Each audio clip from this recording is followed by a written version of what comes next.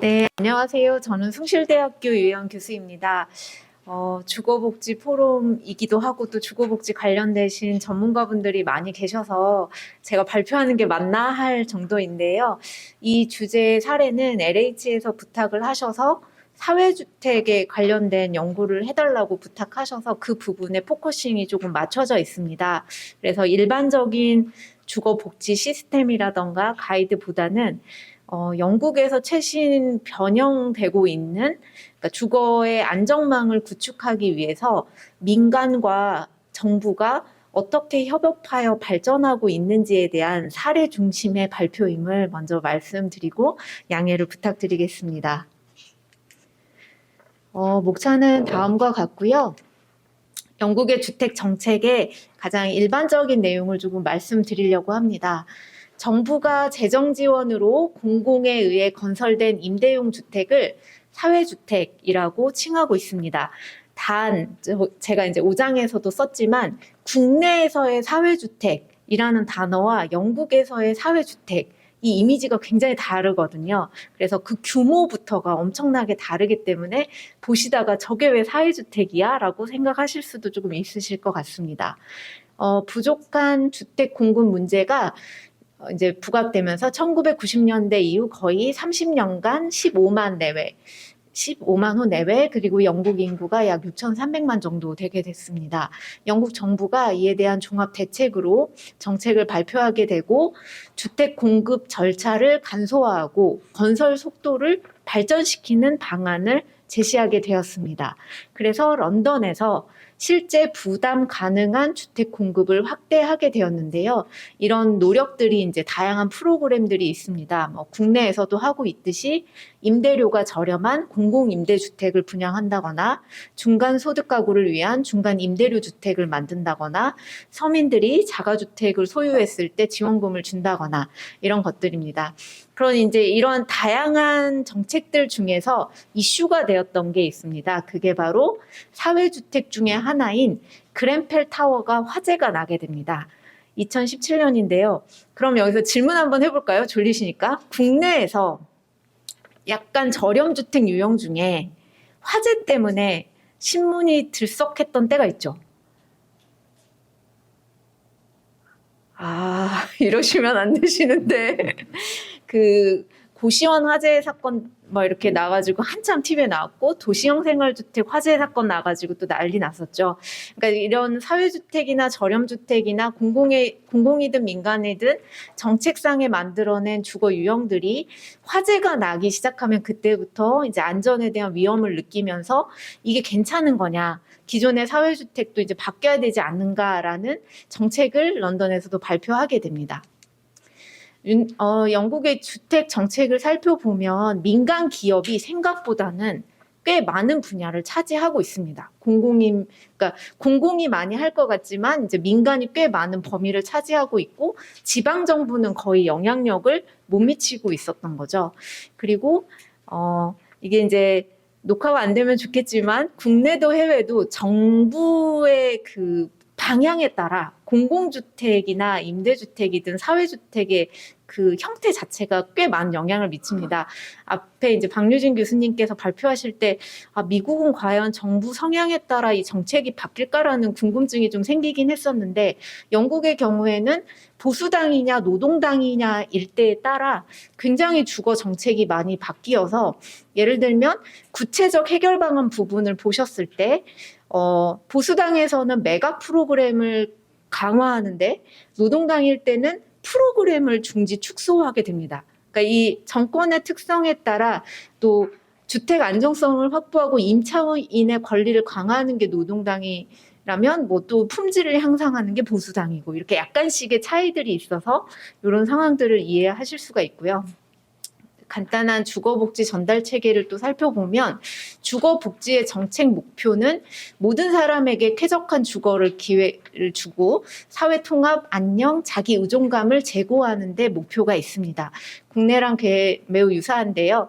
하드웨어적, 소프트웨어적 프로그램에서 하드웨어적 측면에서는 조직구조와 담당 업무를 배열하는 거, 소프트웨어적인 측면에서는 서비스를 제공하는 거, 이제 초점이 맞춰져 있습니다.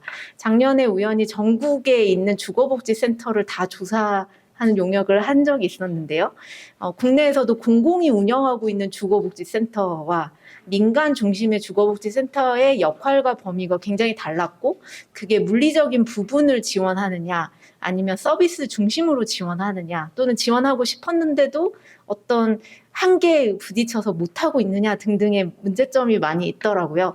어쨌든 영국도 약간 비슷한 상황이었고, 이제 92년 이후부터 공공 부분의 건설주택은 5% 미만으로 떨어지게 됩니다. 그 말은 공공임대주택도 이제 민간의 영역으로 넘기면서 민간이 건설을 많이 하게 된다라고 보시면 될 것 같습니다.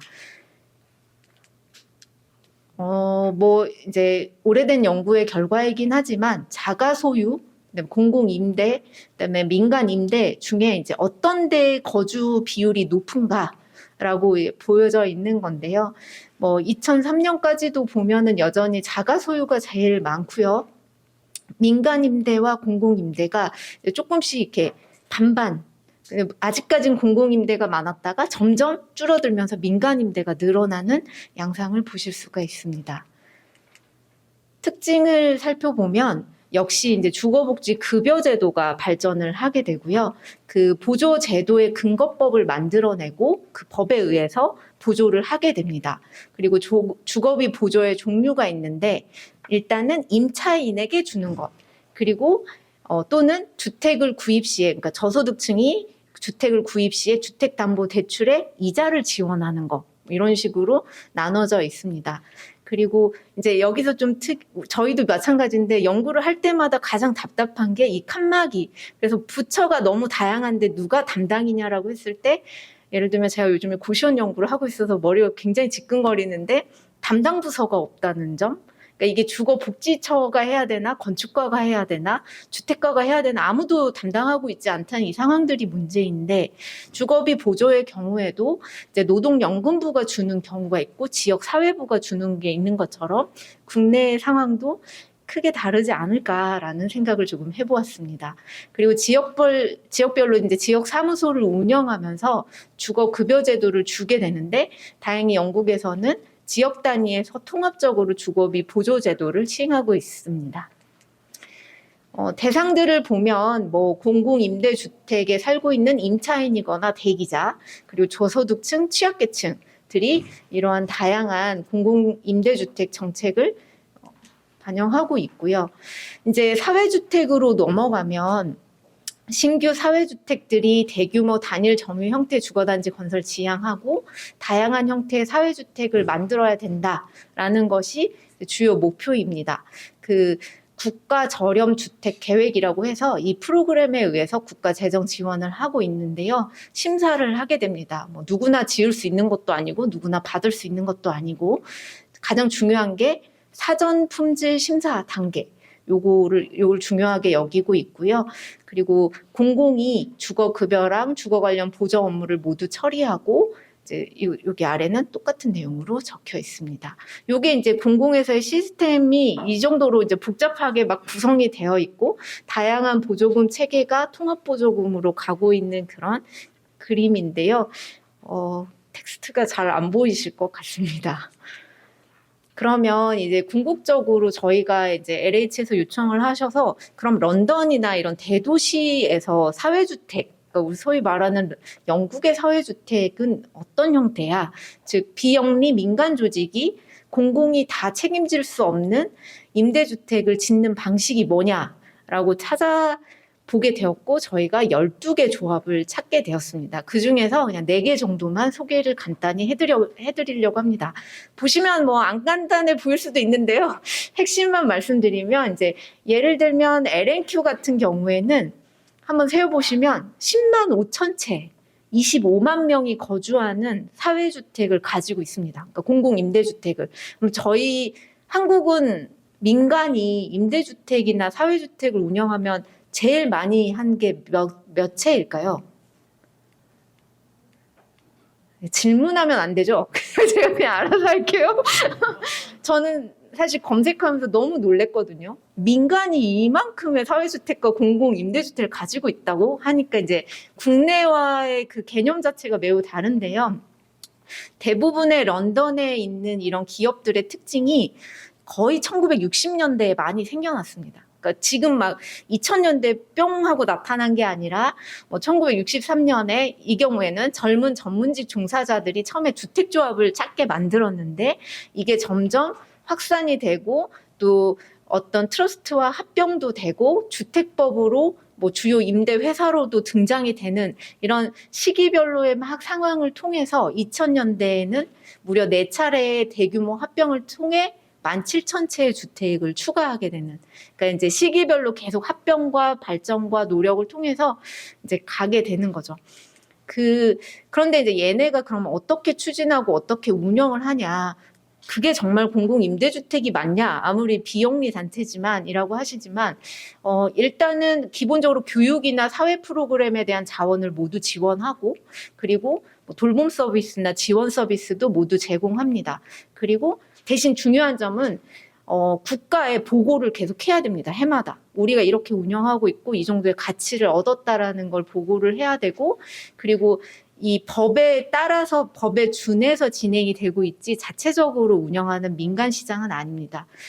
이 사회의 경우에도 굉장히 복합적인데 이 사례뿐만이 아니라 나머지 12개 사례도 남성, 여성, 인종 다 복합적으로 구성이 되어서 어떤 특정 민원들이 임원이 될 수 없는 구성 체계입니다. 얘네도 이제 각각의 업체별로 주요 프로그램이 다른데 집을 팔기도 하고 사기도 하고 렌트도 하고 다시 팔기도 하는 뭐 이런 것들이 있는데요. 여기 보면 이제 좀 제일 인상 깊었던 게 구매를 할 수 있게 돕는, 저희 많이 말씀들 하시죠. 주거사다리.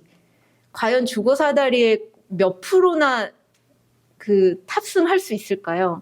보통 본인이 거주했던 데 계속 거주하고 싶어 하잖아요. 근데 여기서는 끝까지 더 나은 주거로 이주할 수 있도록 많은 도움을 주고 있는 게 이런 기관들의 특징이었습니다. 근데 이제 사례들을 보면 에이 그럼 그렇지 우리랑은 정말 다르네 할 수 있는 게 얼핏 보면 거의 재개발 재건축 단지 같이 보여집니다. 또는 국내에서 한동안 있었던 주거지 재생 지역에 어떤 일부 부분은 모아타운처럼 큰 주택단지를 만들고 일부 부분은 교육 프로그램과 돌봄 프로그램, 다른 기회 프로그램을 제공하는 그런 형태의 사례들입니다.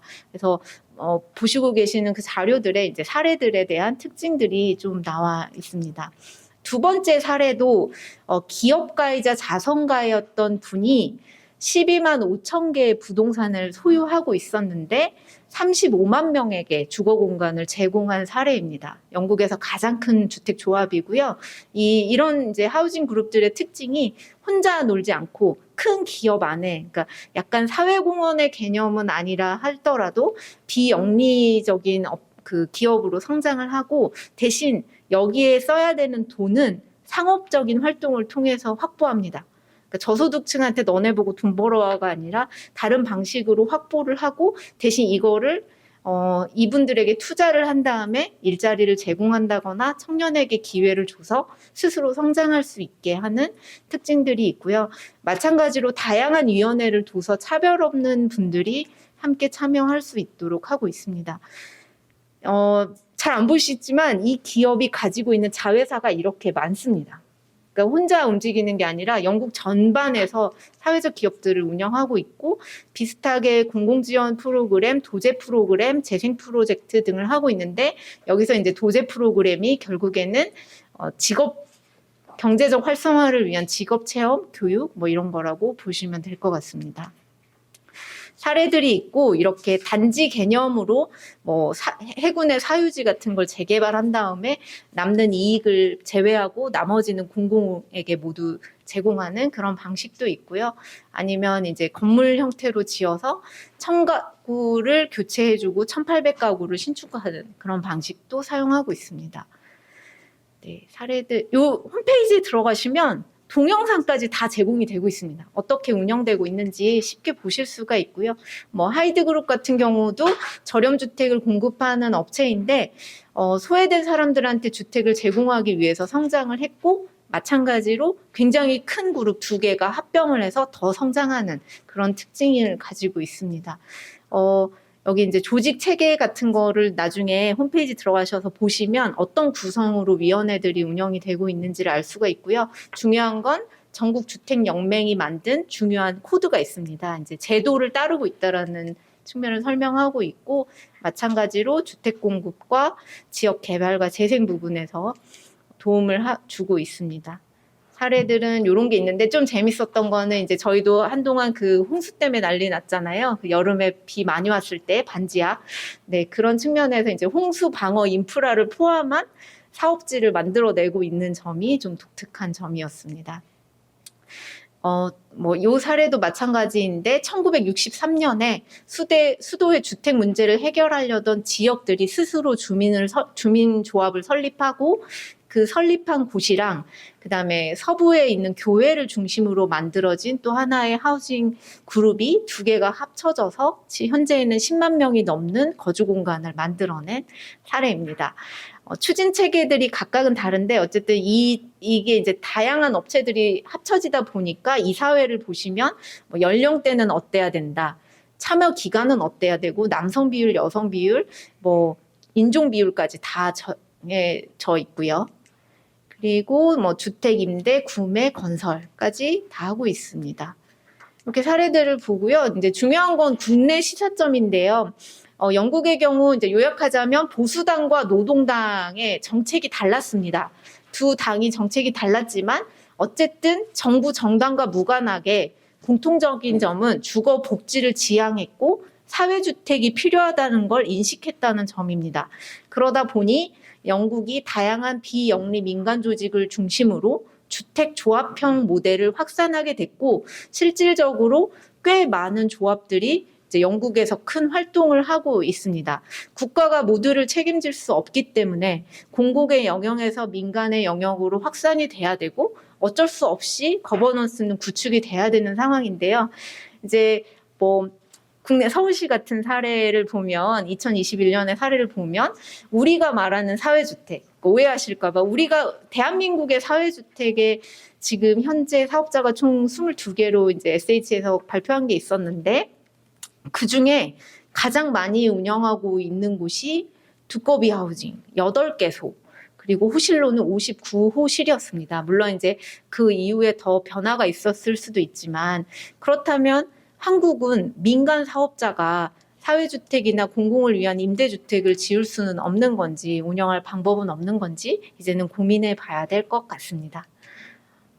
네, OECD 사회주택 공급 비율을 보면 쭉 이렇게 있는데 국내 이제 주택 조합형 모델 방향이 수립되어야 되는 거고, 우리도 이제는 그에 맞춰서 발전해 나가야 되지 않나라는 말을 끝으로 발표를 마치겠습니다. 감사합니다.